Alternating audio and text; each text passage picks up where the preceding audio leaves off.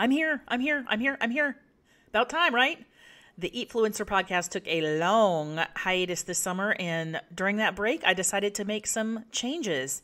I'm so excited on this episode to introduce my brand new podcast. We're kicking off season 3, episode 81. New name, new content, new logo, new energy. I hope you will hang around to hear what's coming next on the brand new Health Can't Wait podcast. The number you have dialed has been changed.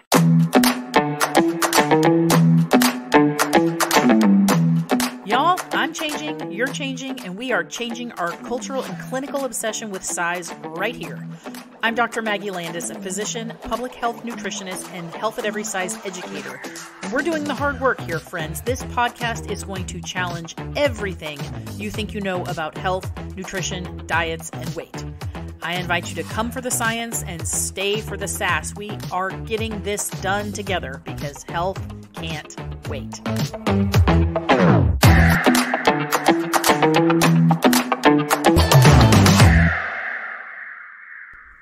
Welcome, everyone. I'm really excited about this, if you can't tell. I'm really happy you're here.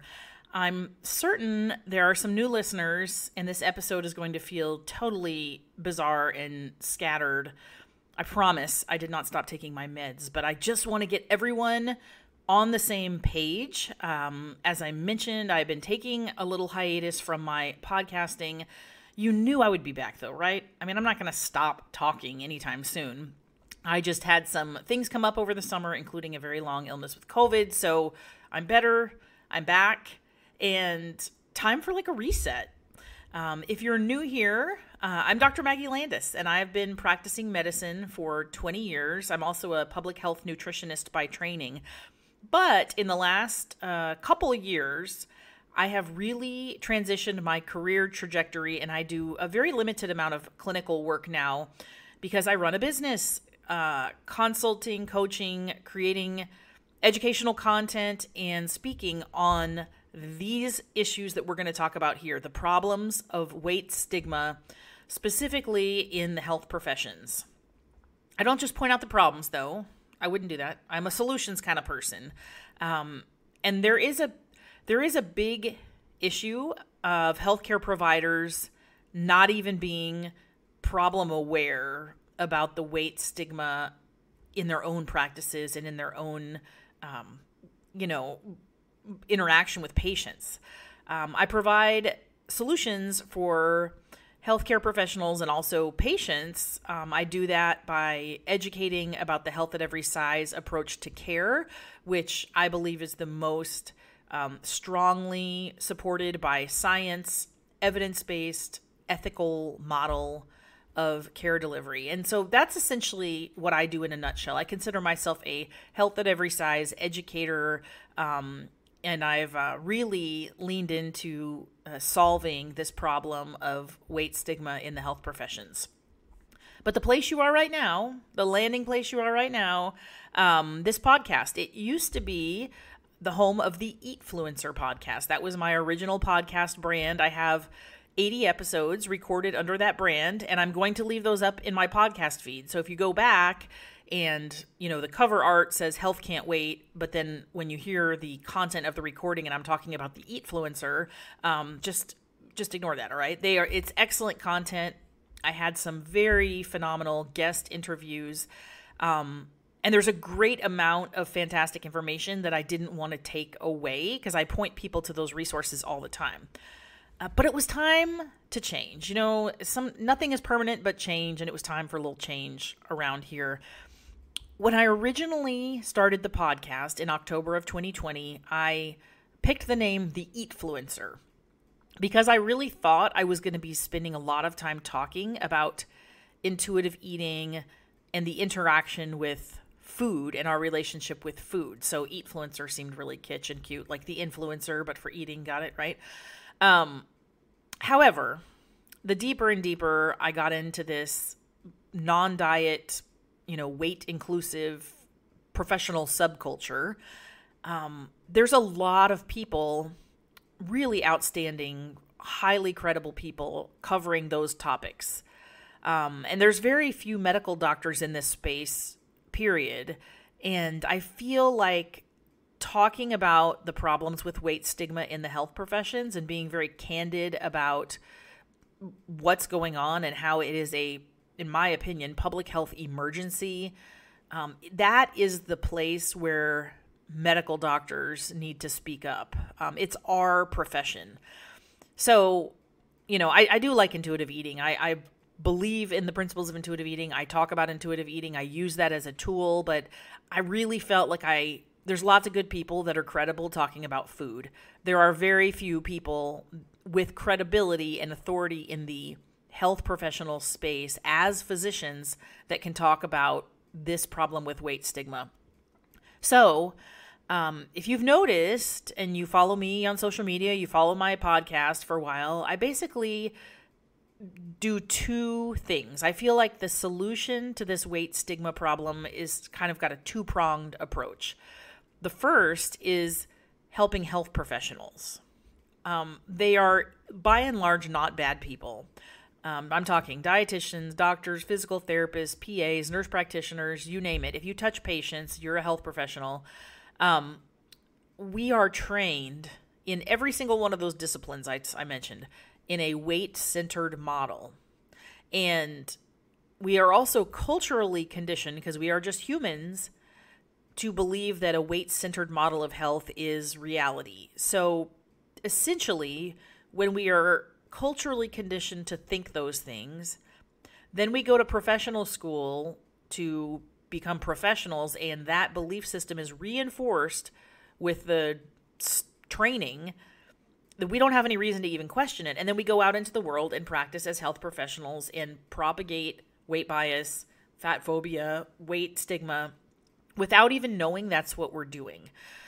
So I do want to help change the culture in the health professions, all the way from individual providers to changing, the design of the curriculum and what health professional students are exposed to, and improve their knowledge and really be able to transition our entire profession to a health at every size aligned, weight inclusive approach. And I'm not telling anybody how to do the thing. I'm not a cardiologist. I'm not a dietitian. I'm not a physical therapist. I'm not telling you how to do that. The health at every size is like a box that you put it in. So your content is delivered in this packaging, all right? You still are in charge of learning your discipline and practicing your discipline. I'm teaching you how to do that in a way where weight stigma is not going to negatively impact your patients and clients. Okay, so I'm dealing with the professionals. As you can imagine, and I'm not doing this alone, let me make that point too. There's a lot of good people trying to do this, but we are still the minority. We are still thought of as kind of countercultural to our profession. We're still a little bit on the fringe. So this is a heavy lift that is going to take a long time. Disrupting the culture of the health professions is a big ask. Okay.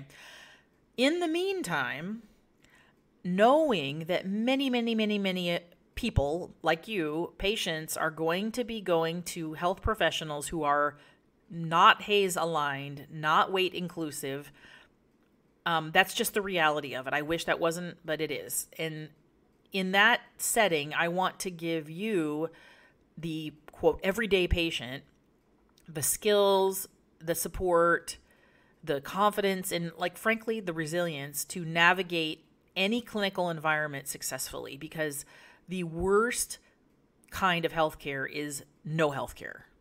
And I have just met way too many women who have a bad experience because of weight stigma or fat phobia at a health provider, and they never go back. And they not only never go back to that person, they never go back anywhere. And that is a recipe for disaster. So essentially, those two things are my wheelhouse. Helping health professionals transition their practice to a weight-neutral approach, and helping consumers, aka patients, who are going to be going to weight-centered health providers, how to navigate that environment successfully. That's what I'm going to do. Will we talk about intuitive eating? Sure. Will I bring guests on here that are experts in intuitive eating and body confidence and other things? Yes, of course. But the general theme of this podcast, I wanted to reflect my expertise. It's my podcast, right? I get to do that. So here you are. This is the first episode updated under the new brand, Health Can't Wait. And I've got 5 things I want to tell you this is what you can expect. Okay, 5 things you can expect from this podcast. Number 1, integrity. If you've never done a core values exercise with yourself to really discern what your core values are, like I went through this a few years ago with a friend of mine who was doing a life coaching internship thing. It is perhaps one of the most transformative, singular personal development tools or activities I did. Because we all have lots of values. And you can Google and look for a list of core values, and there's hundreds of words, and it's compassion and resilience and leadership and kindness and charity and all, there's zillions of words, and you're like, yeah, I'm that, I want to be that, I'm a little more that, a little less that. But to really be forced to pick, essentially this exercise I did with her, I had to pick 5. And then I had to pick the top out of the 5. And that's hard to cull a list of values of which you hope you embody most of, and really pick 5 that you're do or die without these. But I will tell you, integrity is my top number 1 core value. And I say that because I want you to know anything I'm teaching or talking about here is going to be defensible by high quality science. That is my promise. And I'm also going to help you understand what that means, high quality science and research with integrity, because our propensity is we're being bombarded with information all the time. And our tendency as humans is to take every single headline commentary about nutrition or dieting or food or health or whatever and assume that it's fact. And this is a major reason why we continue to be invested in diet culture, because we don't realize that the diet culture marketing and business model is exactly that. I'm not doing marketing and business here to sell you a product or a program or have you believe a certain thing. I'm giving you high quality information, and then you have autonomy to decide what you want to do with it, okay? But you can expect integrity, and you can expect lots of fact checking and research here, okay? Number 2, I'm a little snarky. I'm a little sassy. And if I'm being realistic, some of these issues about weight stigma get me fired up. But I use clean language on this podcast, and I do require that of my guests because it's my podcast. I get to decide. They can do whatever they want on their podcast, but you don't have to worry if this podcast is playing in the car or you're listening to it and your kid walks in or whatever. This is safe for little ears, all right? I may be heated at moments, but I will not cuss, all right? This is not an explicit podcast. Number 3, and this may be the biggest change from the version earlier of the Eatfluencer. I'm going to only release new episodes every other Wednesday. I had been doing weekly episodes for all of eternity, and that's a real typical podcast schedule, is once a week.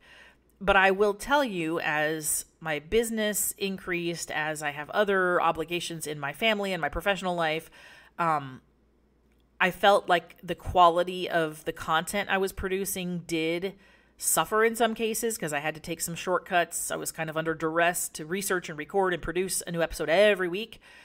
And I don't like the feeling of that. So I would rather have you rely on having this be a super high quality, outstanding podcast. And if it comes out every other week, that's what it comes down to. Okay. I may do bonus episodes. I may tuck in some extra stuff. So you may not have to wait like a full 2 weeks, but, I don't want to be unrealistic about a schedule because I want this to stay fun. I want to keep doing this. I love podcasting. I also am going to try to keep my solo episodes in the like 30 to 40 minute range, 25 to 30, 40 minute range, because that's my own preference for consuming podcasts. And it just feels like the right amount. I think to me, a 10-minute podcast is like a little bit quick. That's not even a commute in my car. And, when we get close to an hour, that's like really losing a lot of attention unless it's just absolutely engaging. So expect 30 to 40 minutes. All right. I am going to have guests. I'm working behind the scenes to bring you lots of experts, both those with professional expertise and those with lived experience, who are going to enhance our conversations about weight, stigma, and health. In the previous form, this podcast had about 2/3 solo episodes and a third guest episodes. I don't really have like a number in my head or a ratio. All I know is that the people I invite on here are picked by me, and they are informed, cool, articulate people you're going to want to hear from. So another reason you should just subscribe to this feed and forget about it. And then it will drop into your, podcast player when new episodes come in. And lastly, here's how this is going to change. When I started the podcast, I had a very small audience, and I essentially had to create the content that I thought people wanted to hear. But now that I have more listeners, more audience, more social media following, I really, really, really value your opinion, and you are the best guide for me to make sure I'm creating content and addressing topics that are important to you and interesting. So I welcome you to reach out. My DMs are open on Instagram and Facebook. Maggie Landis MD is my handle everywhere. And in fact, you can even remember my email address because it is hello@maggielandismd.com.